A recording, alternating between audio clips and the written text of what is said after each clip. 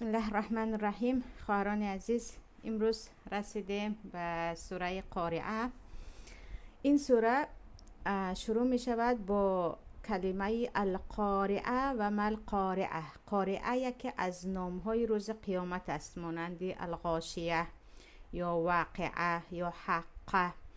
و از اینکه این روز خیلی بزرگ است، پروردگار به ما صدا میکند که آیا میدانید که قارعه چی است؟ و در عرب ها روزی سنگین رو، روزی که خیلی برای آنها پر از دهشت است، روزی که برای آنها خیلی از هر طرف واهمه و مشاکل است، قارعه میگویند.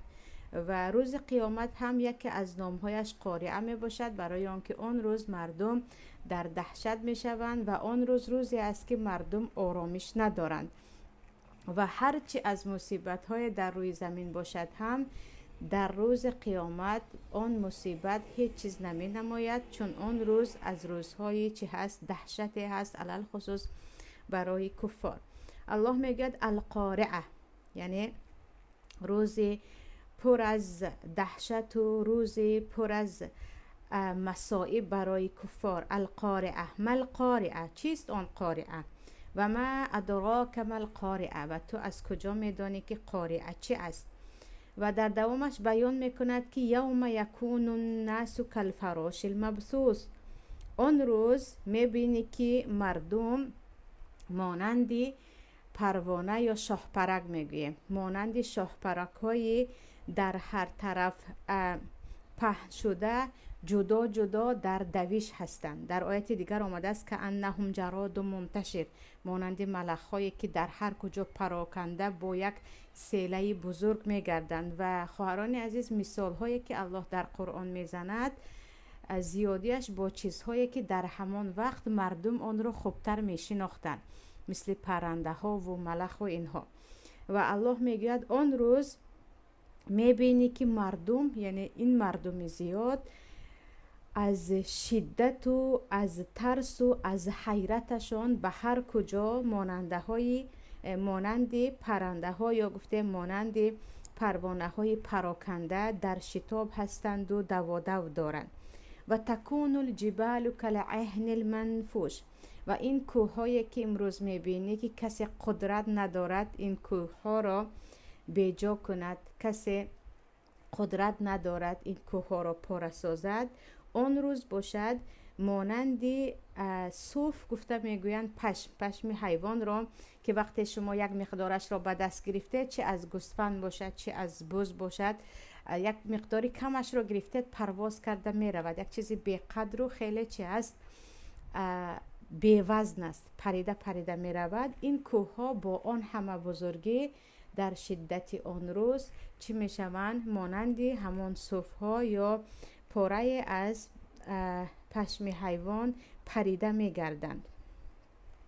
و در دوامش الله می گوید فاما من ثقلت موازینه، اما هر کسی که در آن روز عملهای صالحش از عملهای بدش زیاد باشد.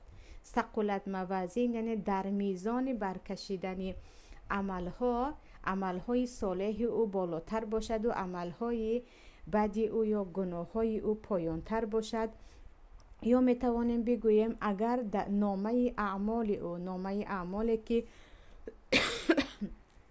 در آن روز دیده می شود یا گفتیم وزن کرده می شود، کارهای صالح اگر زیادتر هست، فهو فی عیشت راضیه، پس این انسان در زندگی خواهد بود که خود این انسان از همان زندگی راضی خواهد بود.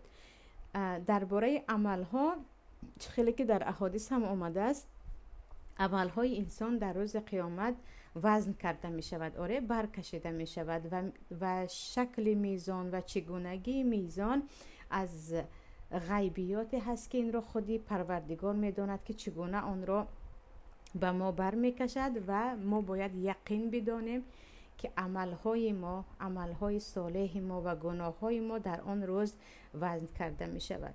و آنهایی که عملهای صالحشان زیادتر است، زیاد عمل صالح انجام دادن و نسبت به گناهشان ثوابشان زیاد است، پروردگار با مهربانی خود گناههای آنها را میبخشد و آنها را داخل جنت میکند که آنها از آن زندگی راضی اند. یعنی در دنیا هر چی باشد هم میبینید همه چیز دارم گفتید، هم یک کمبودی دارید.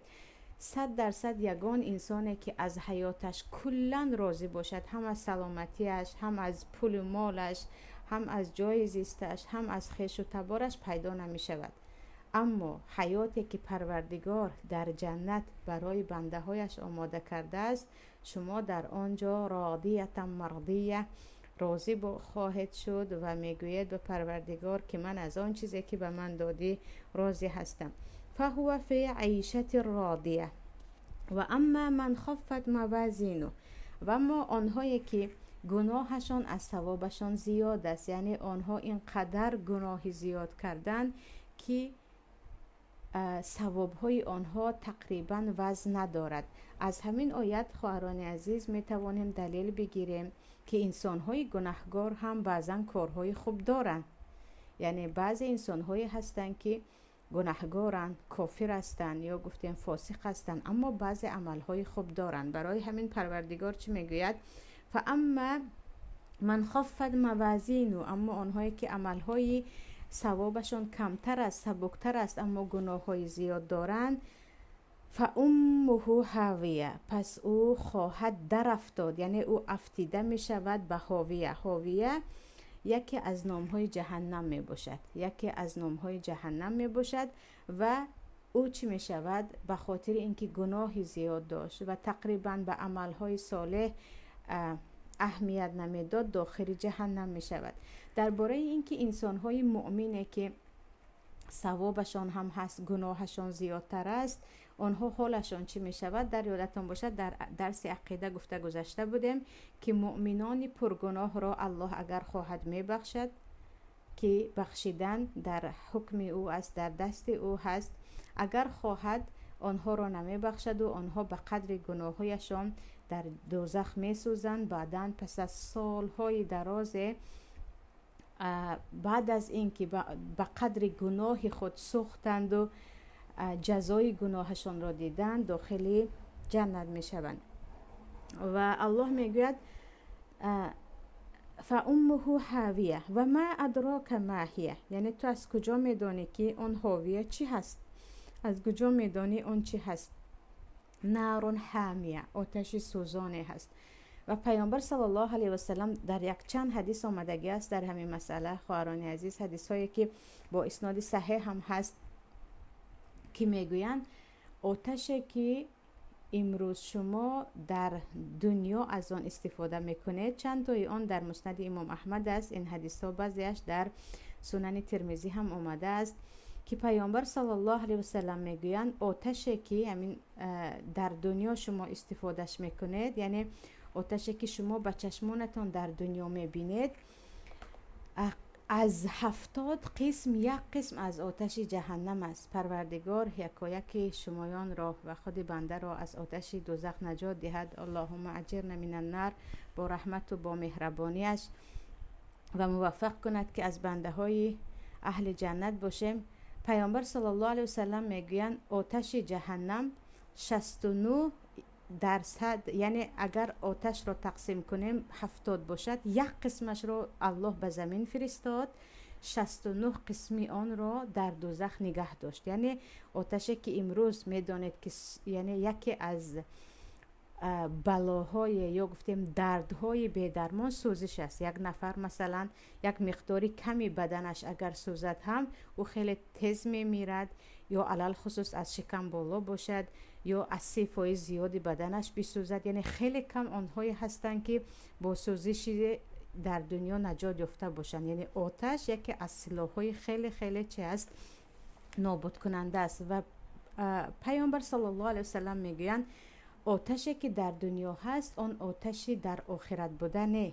یعنی گرمی که امروز در همین دنیا از آتش شما میبینید که آن هم انسان هیچ طاقت کرده نمیتواند، آن از آتش جهنم فرق میکند. آتش جهنم 69 درجه بالاتر است از این آتش شما. و در حدیث دیگر آمده است که همین آتشی که الله برای استفاده بنده ها به دنیا داده است 2 بار خنک کرده شده است، یعنی 2 بار زیر آب شده است و با آن هم شما هیچ قدرتی آن را ندارید که به آن تحمل کنید. یعنی انسان را آتش میدانید، با سوزانیدن پوست یک بار انسان چی می شود؟ نابود می شود اگر اکثریت پوستش بسوزد. و وقتی که درباره آتش دوزخ صحبت می شود اصلا نباید این چیز را سبک بگیریم. و وقتی درباره نعمت های جنت هم صحبت می شود نباید اینقدر به خود باور کنیم که گویا الکی بلیتی ما به جنت گرفته است، الکی ما رفتنمون 100% است. برای اون که پیامبر با اینکه پیامبر بودن به الله دعا میکردن پس از نمازهایشان، علل خصوص بعد از اللهم اغفر لی اللهم اینی اعوذ بک من عذاب النار و عذاب فی القبر و من فتنة المحیای و ممات و من فتنة المسیح الدجال.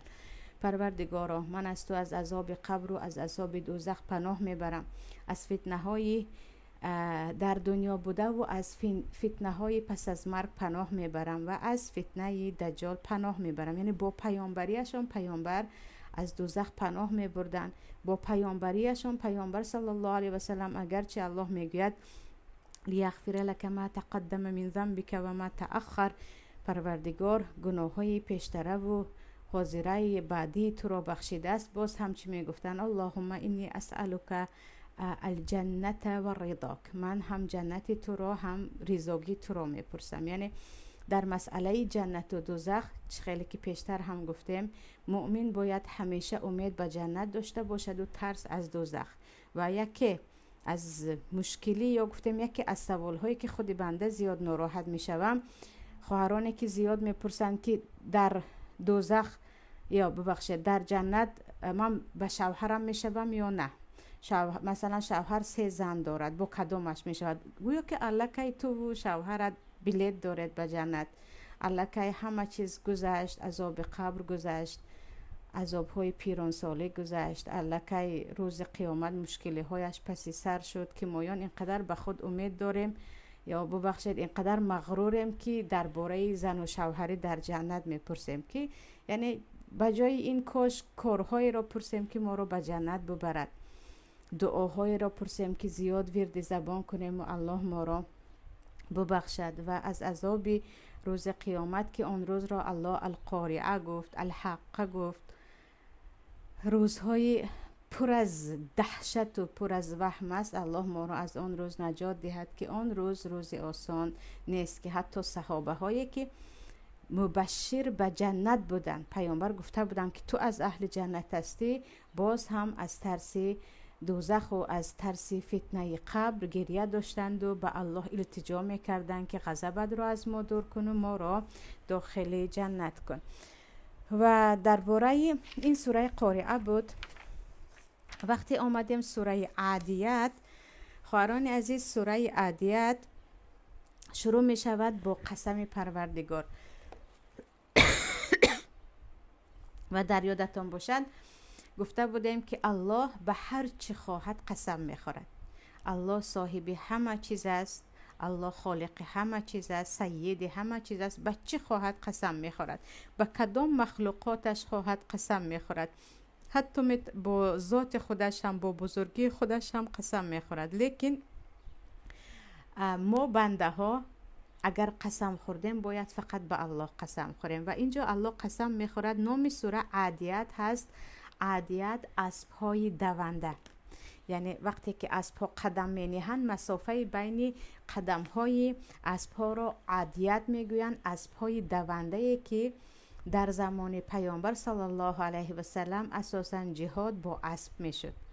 یعنی اسب هایی که در راه الله صاحبانشان آن اسب ها را به جهاد در سبیل الله استفاده می کنند. الله با این جانور یا با این حیوان که اینقدر قدر آن در نزد الله بزرگ است قسم می خورد. و هر چیزی که الله در قرآن با آن قسم خورده است، با ستاره و با آفتاب و با ماهتاب و با مثلا تین، انجیر و با زیتون و با هر چی که الله قسم خورده است، آن مخلوقات در نزد الله قدری بالاتر دارد و خصوصیت های دیگر دارد. و الله اینجا میگوید عادیات، گفتیم اسب‌های دونده که به جهاد میروند.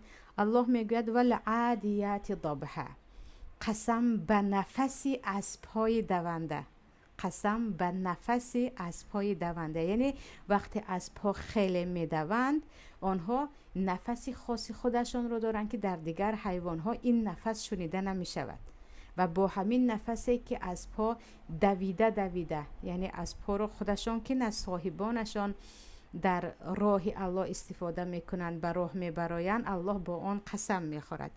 فالموریات قدحا، و قسم میخورد به پای اسب‌ها وقتی که اسب‌ها از حد بدوند، پایهایشان به سنگ‌ها میزند و از آن گویا که یک کم شعله آتش میبراید، یا سنگ‌ها به سنگ‌ها، یعنی از تیز دویدن پای اسب‌ها یک کم از خود سنگ‌ها یا بین پا و بین سنگ‌ها چه می‌شود؟ آتش شعله‌ور می‌شود، یک کم دیده می‌شود.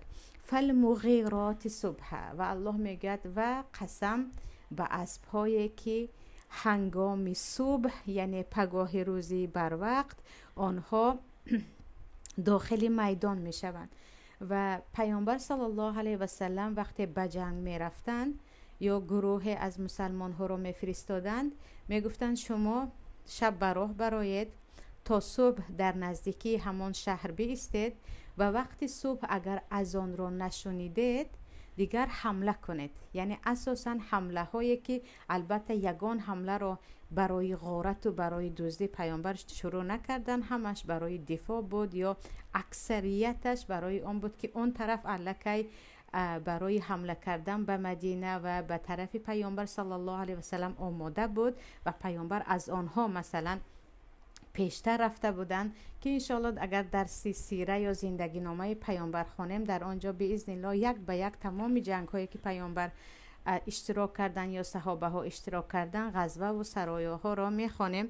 و الله میگوید و قسم به همان اسب هایی که هنگام پگاه روزی هجوم میکنند به دشمن، فاثرن به نقعه، و از شدت دویدن آنها همه جا میدان پر از چنگ و غبار میگردد.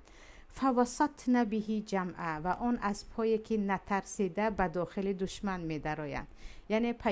یعنی اینجا اگرچه درباره اسب هستی، اما اسب مجاهدانی که با اسب خود داخل دشمن میروند، اینجا رو ببینید که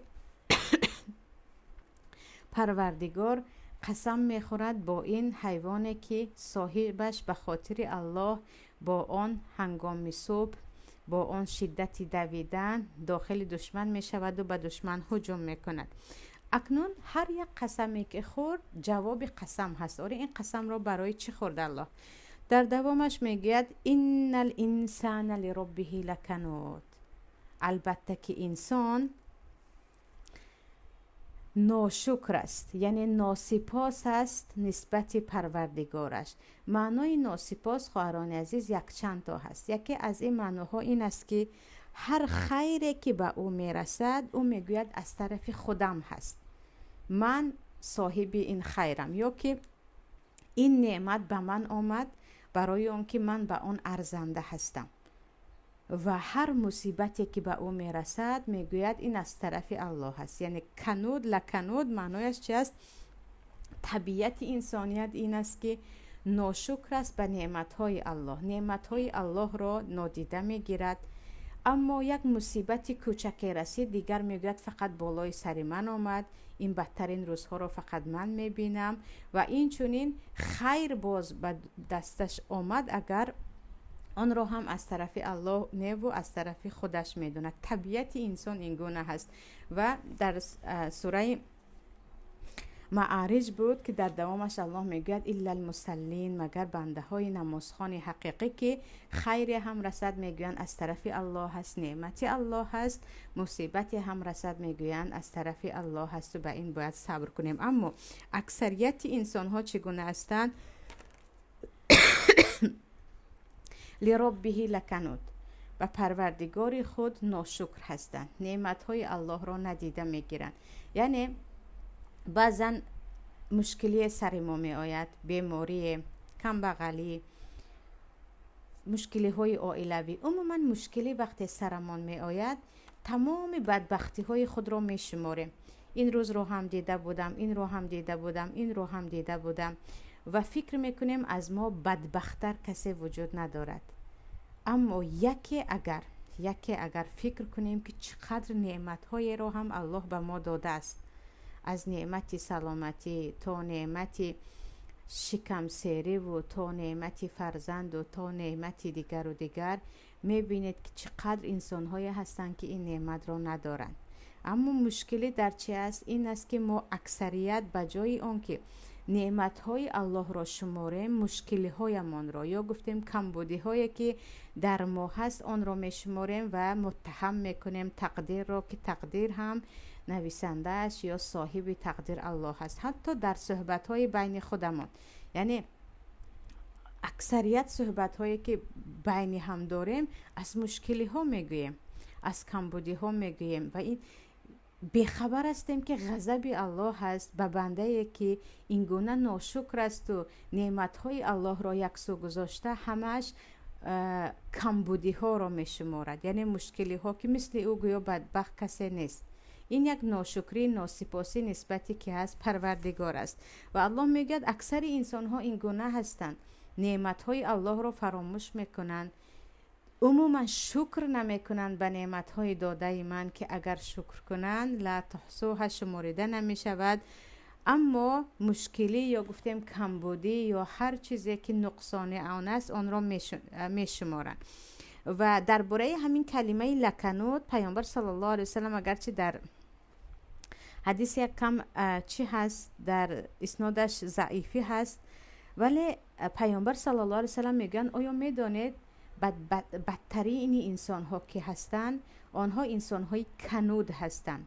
و وقتی صحابه ها میپرسند پیامبر الله کنود که هست، پیامبر میگویند اونه که او وقتی خوراک میخورد به تنهاگی میخورد.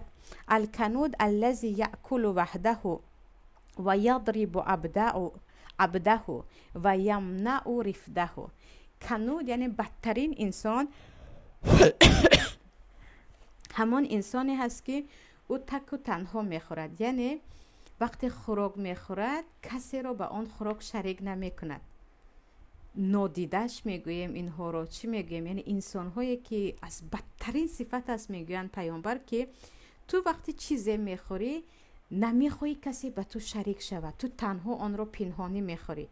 و این گونه صفت خواهران عزیز در هر کسی که باشد بداند که از زبان پیامبر صلی الله علیه وسلم او بدترین انسان است، آنی که به تنها خوردن و با مزه خوردن را دوست می‌دارد. و این چیز را یعنی در آدمای خیلی خیلی عموما درست شما دیده می‌توانید که اگر به خانه‌اش مهمان آمد یگان خوراک خوب داشته باشد پنهان می‌کند، یا از فرزندهاش پنهان میکند و تنهاگی میخورد، یا از یگان خویش و تبارش که چقدر صفتی بد است. و پیامبر صلی الله علیه وسلم میگن بدترین انسان همین ها هستند که اینها تنها از دیگرها پنهان که خودم فقط خورم گویان پنهان خوراک میخورند و یضرب عبده و برده خود را زیر دست خود را میزنند، بی رحم هستند، رحم ندارند، میزنند و این چونین یمنع رفته و خیرشان را از همه من میکنند. اینها بدترین انسان ها هستند. یعنی وقتی بی رحم هستی دست میبرداری به بنده های الله، کی نباشد، هم خادمت باشد، هم فرزندت باشد، هم همسرت باشد، هم خواهرت باشد، هم یعنی بی رحمانه دست میبرداری و در وقت خوردن و در وقت یعنی نفس پرستی میگویی فقط خودم خورم کسی به من شریک نشود، که خیلی صفت رذیل پست است. و این چونین از تو کسی خیر نمیبیند، تو از بدترین انسان ها هستی. و الله میگوید و انه علی ذلک لشهید، یعنی بعضی علما میگن این معنای انه همون انسان است و خود انسان به همین شاهد است. یعنی هر یک انسان به ناشکری خود، به ناسپاسی خود خودش شاهد است. او خودش خیلی خوب میداند که چقدر او نعمتهای الله را ندیده میگیرد. بعضیا میگویند این نه اینجا پروردگار است و پروردگار شاهد است برای شما ای انسان ها که چگونه شما نعمتهای الله را نادیده میگیرید. از نعمتهای الله صحبت نمی کنید، اما همش از کمبودی و که شکر خدا اما به ما این روز آمده است گویان به الله ناشکری میکنید. و انه لحب الخیر لشدید. و البته که انسان خیلی مال دنیا را دوست می‌دارد. یعنی یکی از صفت‌های دیگری که هم دل انسان را سنگین می‌کند، هم سبب عمل‌های زشت در شما می‌شود. بی‌رحم می‌شوید، نه برادری را می‌دانید، نه خواهری را، نه دوستی را، نه حتی مودت و مهربانی زن شوهری را. این دوست داشتن مال است. هر کسی که در قلب او مال دنیا جایگیر است و او در پی فکر کردن جمع آوری مال است، نه انسانیت در او هست، نه رحم است، نه شفقت. هستند پدرهایی که وقتی گپ درباره مال می رود میگویند بگذار فرزندم هرچی بیمار شود من برای بیمارستان پول خرج نمی کنم. هستند زنهایی که اینقدر پول مال را دوست می دارند که برای آنها نارضایتی شوهر، شکستگی شوهر هیچ پروایی ندارند. هستند پدر و مادران، هستند شوهرها، هستند دوستانی که به خاطر پول و مال 20 ساله یا 30 ساله آن همه دوستی را زیر پا میکنند و میگویند مال چی هست بالاتر از این انسان است، در حالی که در دنیا یگان چیز آبرویش و یگان چیز حرمتش بالاتر از انسان نیست. همه چیز را پروردگار برای انسان آفریده است و شما یگان انسان را، یعنی یک قلب انسان را، یک گفته عقل انسان را، عمر انسان را هیچ خریده نمیتوانیم. مشکلی این است که ما پسترین چیز مال دنیا که آن مال یک تقدیر است، به خواست الله در وقتش به شما خواهد نخواهد میرسد. مال دنیا را به ارزشمندترین چیز دنیا و یک انسان عوض میکنیم. یعنی در برابر مال دنیا چه خیلی گفتم دوستی را فراموش میکنیم، خویش و تباری را فراموش میکنیم، حتی محبت زن و شوهری را فراموش میکنیم. و الله میگه البته که یعنی اکثریت انسان ها این گونه هستند که آنها لحب الخیر لشدید، خیلی مال دنیا را دوست میدارند. و وقتی که خواهران عزیز ببینید شاید 90% مشکلی هایی که بین خویش و تبار هست و بین اطرافیان یا حتی همسایه ها هست همین مال دنیا باشد. دفاع کردن از مال خود چیز دیگر است. کسی میخواهد مال تو را بگیرد، تو میگویی مالم را نمیدی، هم چیز دیگر. اما بخیلی چیز دیگر.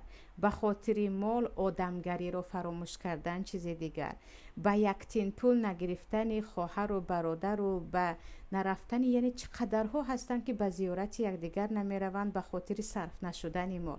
همدیگر رو مهمان نمیکنند به خاطر صرف نشدن مال. تا میتوانند قهری بگردند تا که از من کمک نپرسد. خویش و تبار کم بغل را اصلا به طرفش نگاه نمیکنند که به او باید صرف کنند. اینها همش از چه است؟ از همان بدبختی است که مال دنیا محبتش در قلب شما جای می شود. اما برعکس این وقتی گفتید مال وقتی رفت بر میگردد و عجیبش این است که چقدر جمع کنی هم الان میخوانیم باز هم جای تو هم همان قبر است و جای من هم همان قبر است. و الله میگوید بجز این که خیلی ناشکر است اکثریت انسان ها نعمت ها رو فراموش میکند. دویمش این است که مال دنیا رو خیلی دوست میدارد و گفته مال دنیا رو خیلی دوست داشته دیگر شما خود رو فراموش میکنید، دیگران رو فراموش میکنید، فقط مالم گویان تا دم مرگ میروید. افلا یعلم اذا بعثر ما فی القبور. الله میگوید مگر نمیدانید آن روزی را که شمایان از قبر بیدار می شوید. یعنی پروردگار ما رو یادآور می کند که اینقدر پول دنیا را دوست می دارید، مال دنیا را دوست می دارید، به خاطر مال دنیا به این همه گناه ها دست می زنید. مگر به خبر هستید که این دنیا پایان دارد؟ شما می میرید، پس از آن زنده می شوید. از همان قبرهایی که دیگر جای شما همانجا هست، از آنجا بیدار می شوید. و حصل ما فی الصدور، و آنچه که در دلهای شما نهان بود آن روز آشکار می شود. یعنی در برابر الله هر چیزی که نیت داشتید، هر چیزی که به خاطرش زندگی کردید، قلبها خودشان را، یا گفتیم حقیقت خود را آشکار میکنند. برای همین خواهران عزیز بدانید که از قلب شما خودتان آگاه هستید، پروردگارتان آگاه هست و روز قیامت الله آگاه میکند شما را که همین چیزها در قلب تو بود. هر چی میتوانیم تنها به تنها برای اصلاح قلبمان کوشش کنیم.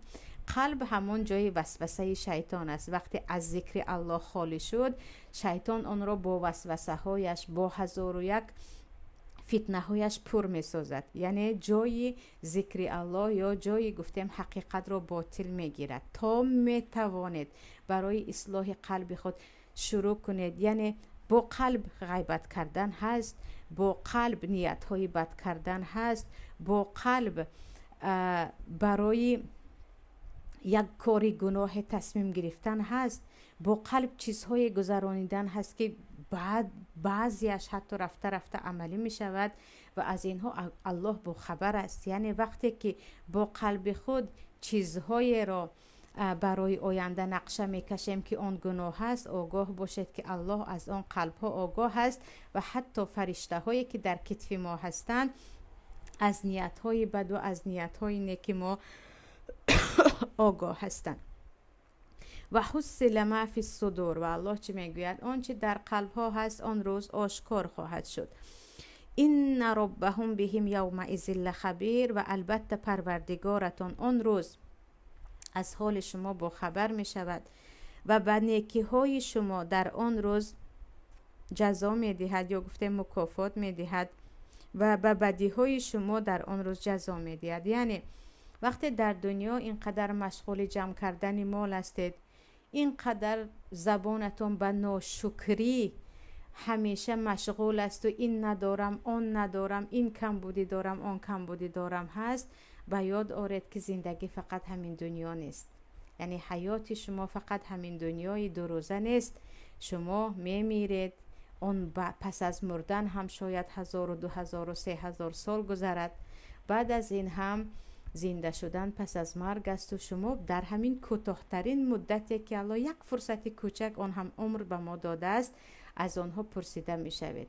و خود از خود با قلب خود هم بعضا ما نیت های میکنیم که خواهرانی عزیز چیزهایی که از قلب میگذرد الحمدلله لا یکلف الله نفسا الا وسعها. یکی از تفسیرهاش این است که بعضی چیزها در دستت نیست، به دلت یکی میگذرد، به خاطرت یکی میآید، به آن گناهگار نیستی، اما چیزهایی هست که تو با قلب خود تصمیم میگیری، آن رو کردنی میشوی، بعضیش رو هم میکنی، یعنی یقینا کردنی هستی اما فرصت به تو اجازه نمیدید. اینها سوال و جواب دارن.